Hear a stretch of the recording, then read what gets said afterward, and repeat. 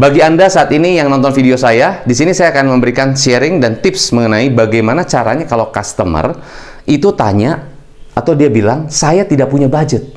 Aduh, saya nggak punya budget nih. Ya, ini adalah pertanyaan-pertanyaan klasik yang masuk ke inbox saya. Banyak sekali saya melihat ini. Gimana coach caranya supaya kalau customer bilang saya nggak ada budget itu gimana jawabnya? Nah, di video ini saya akan jelaskan bagaimana cara jawabnya. Nah, tapi sebelum itu ya saya akan concern kepada Anda. Jadi gini, perhatikan ini bukan terhadap satu produk tertentu. Tentunya ini pada hal khususnya face to face. Jadi tidak berlaku untuk online, tidak berlaku untuk chatting. No, ya ini fokusnya kepada face to face customer. Jadi langsung ketemu dengan customer, berhadapan dengan customer. Coach, kalau kita Zoom gimana? Masih oke. Jadi kalau Anda Zoom face to face dengan customer masih bisa. Tapi kalau untuk jawab di chat, no. Tidak concern ke situ ya. Ini disclaimer dulu, oke? So, bagi Anda yang baru pertama kali nonton channel saya, Anda bisa nonton dulu. Jangan lupa Anda komen di bawah dan jangan lupa share ke teman-teman Anda dan subscribe ya. Oke, so customer bilang saya tidak ada budget. Aduh, saya nggak punya budget nih. Aduh, kayaknya budget ini lagi bermasalah. Aduh, manajemen kayaknya concern sama budget. Kayaknya kita susah nih saat ini efisiensi semua. Oke, ya. So, kalau customer bilang saya tidak ada budget, yang paling penting harus Anda concern adalah apakah betul dia nggak ada budget. Kadang-kadang suka alasan. Alasannya bukan jadi alasan, bisa jadi bukan alasan yang utama ya. Jadi kita mesti lihat waktu dia bilang saya sih nggak ada budget sih. Lihat buying signalnya, tanda tanya gimana? Apakah betul atau dia bilang saya kayaknya nggak ada budget sih. Kayaknya saya nggak ada budget saat ini, nggak ada. Apakah iya sih emang produknya bagus cuman memang saat ini saya ini tidak ada budget. Anda mesti lihat apakah dia beneran nggak ada budget atau dia cuman alasan biasa aja. Itu kita mesti baca gerak-geriknya, bahasa tubuhnya. Sometimes customer bisa acting loh. Bisa bilang, dia pura-pura bilang, saya nggak ada budget nih. Atau karena mungkin ada alasan dari, pokoknya lu bilang nggak ada budget. Bisa aja begitu. Tapi, tetap kita bisa lihat tanda-tandanya. Bahasa tubuh pasti ketahuan. Nah, kalau interogasi ya, polisi gitu kan. Ini orang jujur apa enggak bisa kelihatan. Walaupun kata-katanya bilang, kamu nggak melakukan itu ya? Enggak sih. Tapi matanya, bibirnya, itu bisa kelihatan. Ya, jadi tapi kita bukan menginterogasi customer ya, disclaimer, bukan menginterogasi customer, tapi kita baca buying signalnya. Sekali lagi, is not we interrogate them, we read them ya, in a way the body language and the gerak-gerik, postur segala macam. Oke. Terus misalnya dia bilang, iya memang saya tidak punya budget. Oke. Kalau memang begitu, baru Anda jawab, Bu, saya ngerti ya, saya mengerti Bu Ani. Pastinya budget jadi concernnya Ibu. Pastinya budget jadi concernnya Ibu. I understand Bu, saya ngerti. I understand Bu, memang pasti budget jadi concern Ibu. Semua bisnis memang saat ini sedang fokusnya ke budget. Saya ngerti Bu, ya. Your concern is budget. Semua bisnis lagi concern ke budget. Lihat tone saya, perhatikan soft, kapan kita senyum, kapan kita menenangkan. Jadi mindsetnya kita gini, begitu customer nggak ada budget ya, kita percaya gini, kita percaya mindsetnya ya, kita punya produk tuh punya value. Ya, punya manfaat, punya benefit, dan saya percaya customer pasti lihat itu kalau kita jelaskan dengan benar. Seperti begini mindsetnya, kalau misalnya kita sebagai orang tua ingin menyekolahkan anak kita, pastinya kita akan cari sekolah yang terbaik. Terbaik bukan artinya mahal ya, terbaik itu adalah terbaik untuk kondisi saat ini dengan keuangan kita, dengan ya mungkin kita bisa stretch sedikit, bisa mungkin ya nge-push sedikit, tapi kita dapat, anak kita tuh dapat sekolah yang terbaik, fasilitasnya, benefitnya, teman-temannya, lingkungannya dan sebagainya, mungkin jarak dari rumah ke sekolahnya segala macam, itu kita perhatikan yang terbaik. Ya, kita pasti akan berikan yang terbaik. Maksudnya adalah seperti itu. Jadi kalau kita melihat bahwa ini bagus banget untuk anak kita, kita pasti akan usahakan supaya bisa mengikuti itu. Entah dengan program cicilan dengan sekolah, atau kita nego dengan kepala sekolahnya dan sebagainya supaya kita bisa ikut pelajaran ini dan sebagainya. Itu kan pasti kita ada nego. Nah, itu concernnya. Jadi kalau customer melihat ada value-nya ya di produk Anda, di service Anda, pasti dia akan usahakan untuk bisa beli produk Anda, walaupun mungkin mahal. Mindsetnya dari situ. Tapi kalau customer rasakan nggak ada benefitnya, value-nya lebih kecil daripada uang yang harus saya berikan, berarti bukan masalah budget. Masalahnya dia nggak lihat ada value.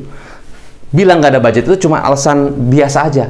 Utamanya di bawahnya itu adalah saya tidak lihat value-nya. Aku tidak lihat benefitnya. Penjelasanmu terlalu di atas, tidak di bawah. Nggak kena dengan kondisi bisnis aku. Nggak kena dengan kondisi proses di sini. Nggak kena. Makanya aku nggak beli. Nah, daripada banyak pertanyaan, banyak gini-gini, bilang aja nggak ada budget.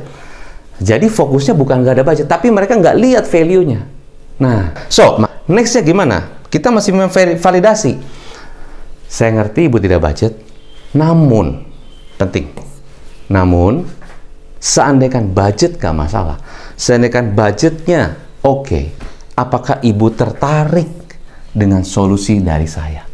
Ini kita memvalidasi. Apakah benar konsennya tentang tidak ada budget? Atau enggak? Kita turun sedikit dari alasan yang di atas, turun ke bawah. Bu, seandainya budget gak masalah, are you interest? Apakah ibu interest, tertarik dengan solusi yang saya berikan? Kalau dia jawabnya, yes, iya sih, kembali buying signal.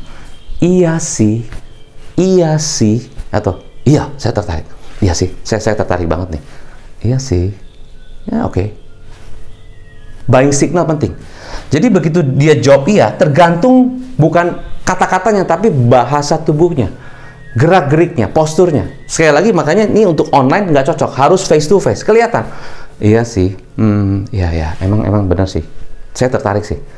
Oh, kalau perlu kita validasi lagi, kalau perlu ya kita tanya lagi, yang bikin ibu interest apa? Kalau perlu. Tapi kalau nggak ya udah, terus kita mungkin diem aja. Iya, saya tuh tertarik. Dia mungkin ngomong sendiri. Kalau customernya tipe dominan, begitu kita tanya ini dan kita diem. Sebagai orang sales kita diam. Gimana Bu? Ibu sebenarnya ibu tertarik, seandainya kan budget nggak masalah. Are you interest to our solution? Iya sih. Terus kita diam. Nah makanya tuh saya lihatnya gini, yang bagus tuh buat kita begini. Dia ngomong sendiri. Itu kalau tipenya D, dominan. Kita makanya mesti, kalau dia tipenya S, gimana Bu? Ibu tertarik? Tertarik sih. Dia yang diam.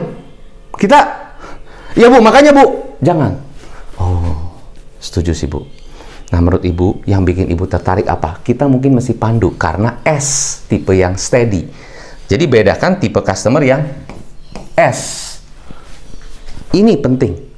Disinilah DISC, karakter customer itu kita harus lihat, harus tahu. Karena treatment terhadap setiap karakter itu beda. Kalau D, mungkin dia bisa ngomong sendiri. Oh, makanya saya bener nggak? Nah, itu D. Ya, kita tinggal ngarahin. Ya, nah saya lanjut lagi. Jadi customer jawab tergantung buying signal, tergantung juga karakter. Kalau dia C, detail. Dia mungkin jawabnya akan spesifik. Jadi ini kalau misalnya kita sandekan beli, berarti harganya ini gini. Hitungannya gimana? Nah, itu hitungannya gimana? Itu bahasa orang orang C. Sorry ya, orang C. C kritis. Oke, critical ya. Nah, kita lanjut. Rencana ibu dengan ini gimana? Jadi bagaimana rencana ibu dengan ini? Kalau orang D bisa langsung ngomong. Ya. Bagaimana rencana ibu dengan ini? Menurut ibu, jika solusi ini tertunda bagaimana? Ya, jadi bisa beda jawabannya. Jadi ini tergantung konteks. Makanya skrip yang saya berikan ini cuma sekedar standar, ya. Pada saat saya langsung ketemu sama customer, pastinya itu akan art. But closing is an art, selling is an art. Jadi tidak ada exactnya. Ya, when you talk to your prospect, it's like you are painting. It's like you are drawing something. It's an art. Yeah. When you have to talk loud, when you have to talk with confidence. Yeah. Don't be arrogant. Jangan sombong. Always be humble. Always be humble. Always helping. Itu the mindsetnya kayak gitu. Oke? So, next. Customer jawab. Saya coba ngobrol dulu dengan manajemen. Nanti lusa saya kabarin.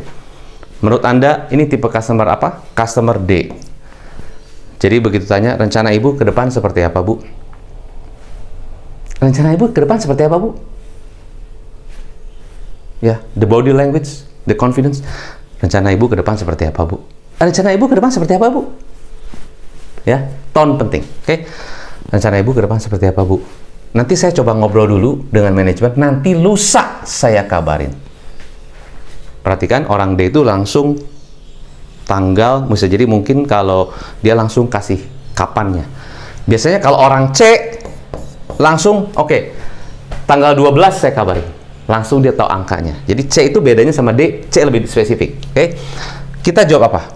Oke, Bu, saya kirimkan 3 opsi untuk paketnya ya. Oke, Bu, saya kirimkan. Setuju, Bu? Oke, Bu, ya. Saya akan langsung kirimkan 3 opsi paketnya, ya. Nanti saat ketemu, ya, lusa bisa kita bahas opsinya. That's a really assumptive close. Kita assume dia pasti dari yang 3 itu dia akan pilih salah satu. Because you are confident of your product, you are confident of your solusi. Oke Bu, setuju. Nanti langsung saya akan kirimkan 3 opsi paketnya. Dari situ nanti Ibu tinggal bahas ya. Dari 3 opsi itu kita akan bahas saat kita ketemu nanti. Ya, itu very clear. That's an assumption clause. Saya assume dia oke. Nggak nanya lagi, oh jadi Bu, kira-kira yang mana paketnya? Nggak, langsung. Oke Bu, saya kirimkan 3 opsi. Nanti kita saat kita ketemu, kita akan bahas 3 opsi. Oke? Oke. Itu close the conversation.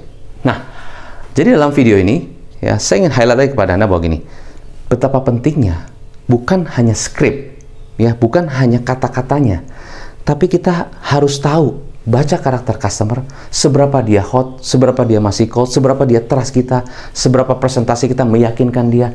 That's a closing conversation. Ya, bukan kita skripnya dihafal. Banyak orang sales yang menghafal sales. No. Kalau kita hafal skripnya, begitu ketemu customer, langsung lupa semua hafalannya. Jadi ini di sini Anda harus mengerti, it's not about the script. Banyak perusahaan-perusahaan yang membuatkan skrip buat salesnya. Lalu manajer bilang gini, saya udah kasih skripnya nih coach sama sales kita, tapi tetap nggak bisa jualan. Wrong. Kenapa? Karena yang bisa closing itu bukan skripnya. Skrip hanya panduan. Apalagi nggak punya skrip itu gimana tuh jualannya? Yang punya skrip aja belum tentu bisa berhasil. Jadi yang penting apa? Latihannya, luwesnya. Anda mesti ngerti mindsetnya, mesti ngerti bagaimana cara orang ini menjawab, mengerti di sepatunya dia. Itu yang harus kita pelajari. So sales is an art, ya. Closing is an art. Ya, so semoga dengan apa yang bisa saya bagikan buat Anda bisa bermanfaat, tentunya bisa berikan Anda satu solusi kembali untuk bagaimana cara jawabnya kalau customer bilang tidak ada budget. So, Anda bisa hubungi tim kami untuk nanti tim kami, our closer team will help you. Ya, kalau Anda ada concern, inginkan agar closing skillnya lebih meningkat di tim Anda bisa hubungi tim saya.